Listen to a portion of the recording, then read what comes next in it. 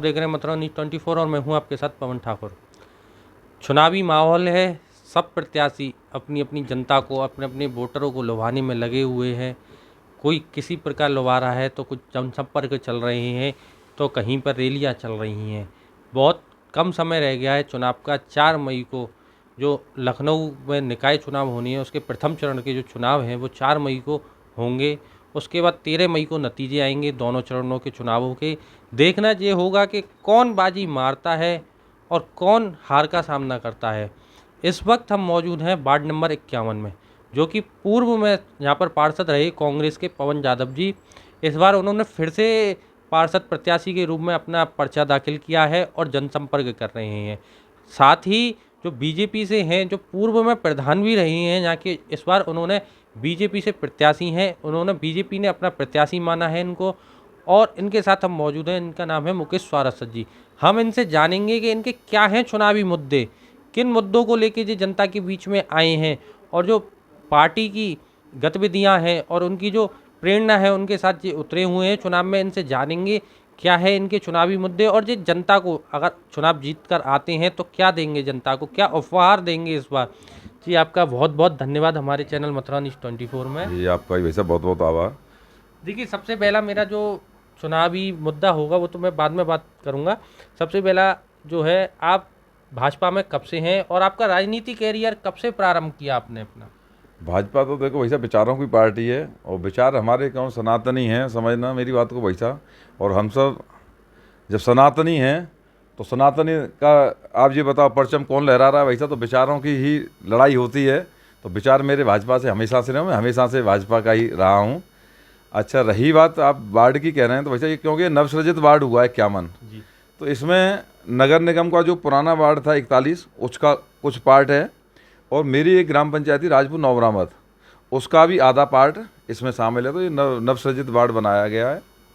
और क्योंकि भाई साहब ये मेरी ग्राम पंचायत है, तो मैंने यहाँ पे ग्राम प्रधान होते हुए जो कार्य करे हुए हैं, तो उसके आधार पर मैं जनता के बीच में हूँ अपने विकास कार्यों को लेकर, और जनता निश्चित ही आशीर्वाद देगी अगर हम वैसा तुलनात्मक अध्ययन करें।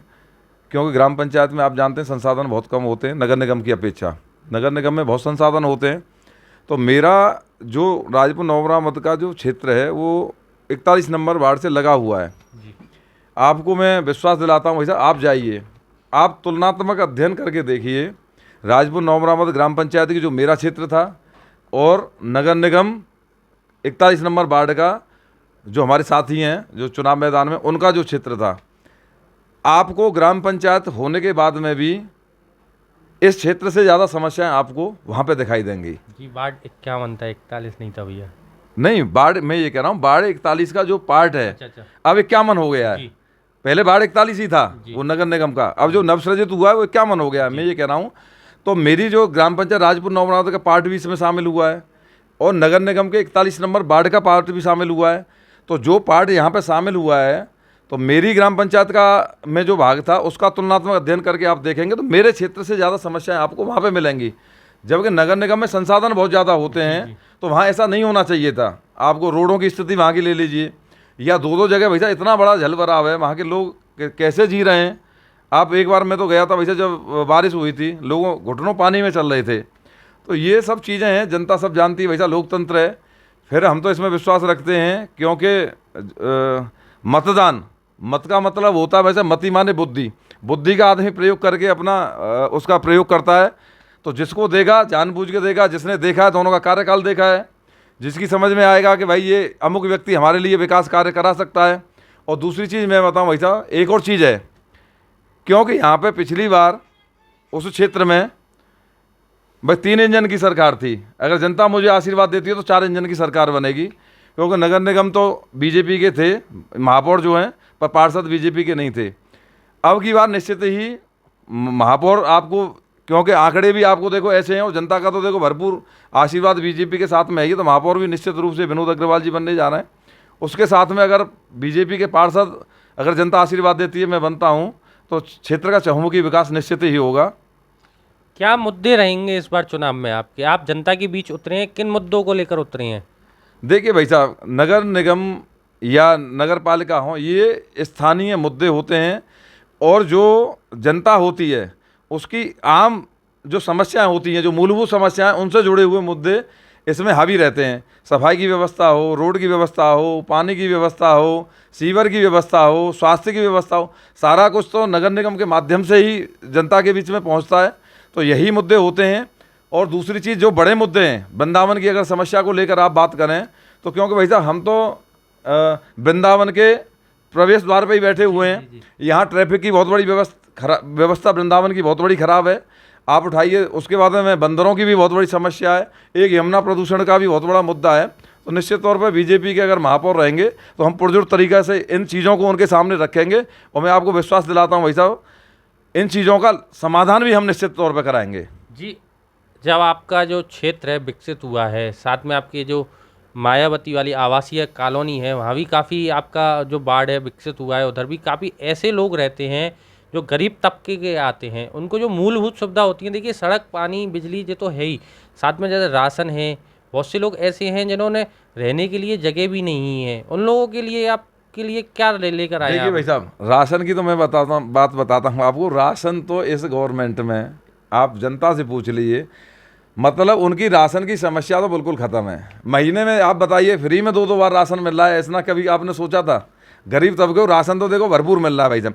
हाँ, ये मानता हूँ। देखो, अच्छा, आवास की बात रही तो आवास भी जो मोदी सरकार ने, योगी सरकार ने जितने उपलब्ध कराए हैं, मेरे विचार से आज तक की तिथि तक किसी गवर्नमेंट ने इतने उपलब्ध नहीं कराए होंगे। और हम आपके माध्यम से कहना चाहते हैं, जो लोग आवास के बिना रह गए होंगे तो उनके लिए हम भरपूर प्रयास करेंगे, डूडा के माध्यम से और संस्थाओं के माध्यम से। डूडा से मुझे याद आया कि आपके यहाँ एक जो डूडा के भी फ्लैट हैं यहाँ पर, वो अभी तक आवंटित नहीं हुए हैं। कुछ लोग कहते हैं कि किसी ने पैसे लेके हमको पैसे ले लिए और हमको मकान नहीं दिए हैं। अभी तक कुछ लोग वहाँ रह भी रहे हैं शायद, और ना भी रह रहे हैं, उनके लिए क्या है? देखिए भैया, डूडा सस्ता जो है, आप अर्बन से समझ गए होंगे, ग्रामीण उसके लिए तो है नहीं है, शहर के लिए। तो शहर में प्रधान तो जिम्मेदार होता नहीं है। जो मैं दूसरी चीज़ कह रहा हूँ, मैं, आप मेरी बात को समझिए। तो जो स्थानीय पार्षद जो थे, जहाँ पर डूडा का प्रोजेक्ट बना हुआ है, तो उनको ये समस्या रखनी चाहिए थी। आप इस चीज़ को, एक चीज़ बताइए भाई साहब, चीज़ें तो छोटे स्तर से ही बड़े तक पहुँचती हैं। मेरे यहाँ पे स्थानीय मुद्दे जो हैं, मैं उनको पुरजोर तरीके से, बात समझिए भाई साहब, नगर निगम के सदन में रखूँगा, उन चीज़ों को, मुद्दों को रखूँगा।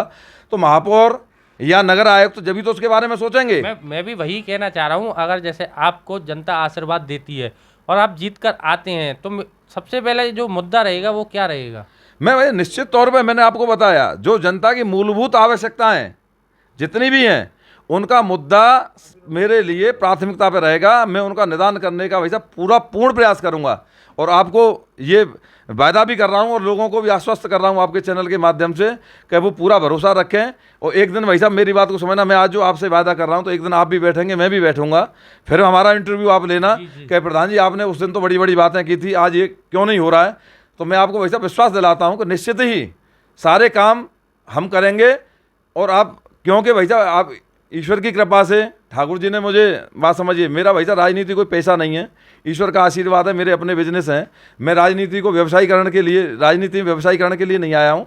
आप विश्वास रखिए, सेवा का माध्यम मेरा राजनीति है, और सेवा के प्रकल्प को ही मैं बहुत आगे बढ़ाऊँगा। और आप देखना, वार्ड 51, क्योंकि ये भाई साहब, ये जो मेरा 51 नंबर वार्ड है, वास्तव में बहुत ही अभी विकास कार्यों से अछूता है। तो आपको मथुरा वृंदावन नगर निगम का, ईश्वर, बड़ी बात नहीं कर रहा हूँ, शायद कभी हम बैठेंगे तो 1 नंबर वार्ड मथुरा वृंदावन नगर निगम का होगा, 51 नंबर वार्ड। देखिए, ये तो रही आपके मुद्दे। जाम की भी आपने स्वयं बात कर ली, मैं पूछता उससे पहले आपने खुद बोल दिया। आपके वार्ड में ही एक बहुत बड़ा अस्पताल है जो सरकारी 100 शैय्या अस्पताल के नाम से भी फेमस है।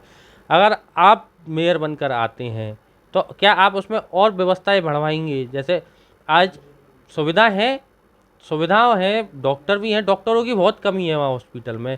जाते हैं लोग बाहर, सुविधा तो है कि उनको जांच भी मिल रही है, मशीन है, मगर उनको जो संचालन करने वाला है उसकी वहाँ कमी है।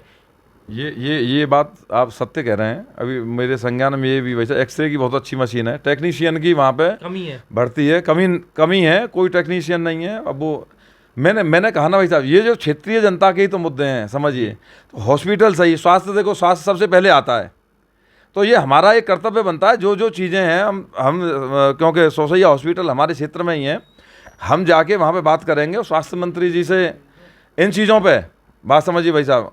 हमारे और भी माध्यम है, पार्टी लेवल पे भी इन सारे मुद्दों को हम उठवाएंगे। आप ये विश्वास रखिए कि इन सब चीज़ों पे, स्वास्थ्य हो, लाइट हो, प्रकाश की व्यवस्था हो, रोड की व्यवस्था हो, पार्कों के सौंदर्यीकरण की व्यवस्था हो, पार्कों में ओपन जिम की बात हो। आप मेरे कैलाश नगर को उठाइए भाई साहब, कैलाश नगर में आप जाइए, पहले मेरे बनने से पहले पार्कों की क्या स्थिति थी, आज आप पार्क देखेंगे तो क्या स्थिति है। जबकि मात्र प्रधानी मेरी भाई साहब 2.5 साल रही है, 2.5 साल के बाद तो ये क्षेत्र नगर निगम में शामिल हो गया, उसके बाद तो कोई विकास हुआ ही नहीं, क्योंकि कोई प्रतिनिधित्व करने वाला नहीं था।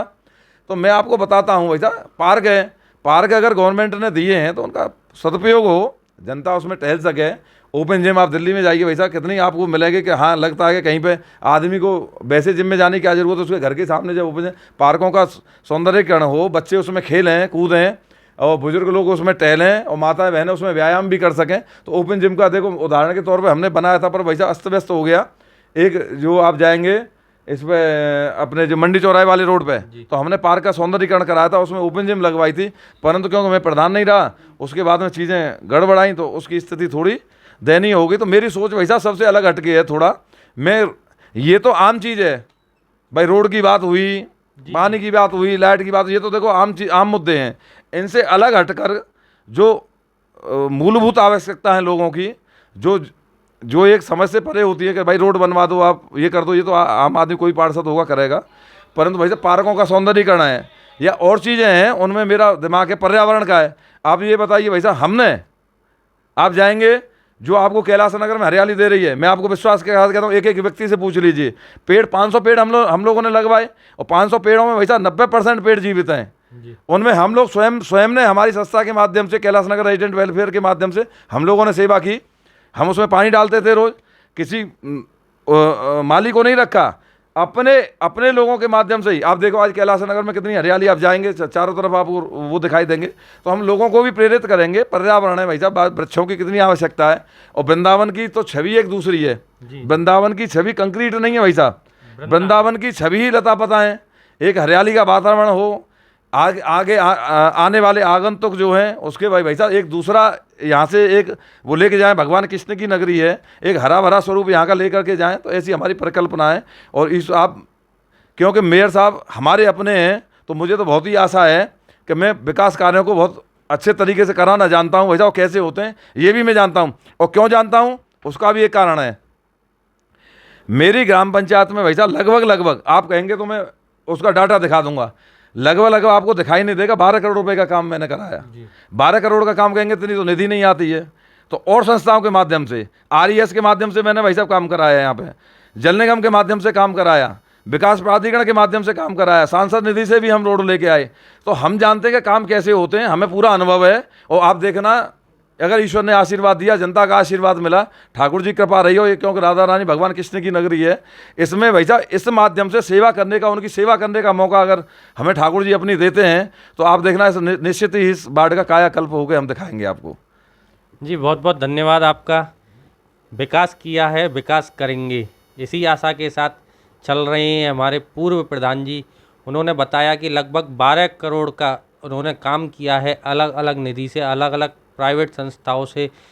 और मेरा मानना है कि आज जब मैं मतलब जनसंपर्क में है, बहुत से प्रत्याशियों से जब मैंने बातचीत करी है, तो वो लोग कहते हैं कि मेरा जो वार्ड का बजट था, किसी ने कहा 2 करोड़ तो किसी ने कहा 3 करोड़। प्रधान जी बता रहे हैं कि संसाधनों की कमी के बावजूद भी 12 करोड़ रुपए का इन्होंने अपनी निधि में केवल 2.5 साल में कार्य किया है। हॉस्पिटल की बात करी, स्वास्थ्य विभाग की बात करी, तो उन्होंने कहा अगर मैं मेयर बनता हूं तो निश्चित तौर पर, जो मशीन तो है मगर उनको संचालन के लिए व्यक्ति नहीं है, उसके लिए भी स्वास्थ्य विभाग में बात करूंगा। साथ ही जो जाम की व्यवस्था है उसके लिए भी दुरुस्त करूंगा। प्रवेश द्वार, बहुत अच्छी बात कही थी कि वृंदावन का प्रवेश द्वार ही इनका घर है, जो इनका वार्ड है वो इनका प्रवेश द्वार है। वार्ड नंबर 51 जो आता है, एक्सप्रेसवे होके जो रास्ता आता है वो इन्हीं के वार्ड से होते हुए गुजरता है। जो बाकी बिहारी को श्रद्धालु जाते हैं वो इधर होके ही जाते हैं। बाकी बिहारी पार्किंग जो पागल बाबा पर जो बैरिकेटिंग होती है वो इन्हीं के वार्ड से होती है। अब देखना होगा जे अगर जनता इनको जिताती है तो क्या ये अपने वादों पर खरे उतरेंगे, या फिर वही रह जाएगा जो कहते हैं कि हवाई फायर हो गया। तब तक के लिए देखते रहिए मथुरा न्यूज़ 24 पवन ठाकुर के साथ।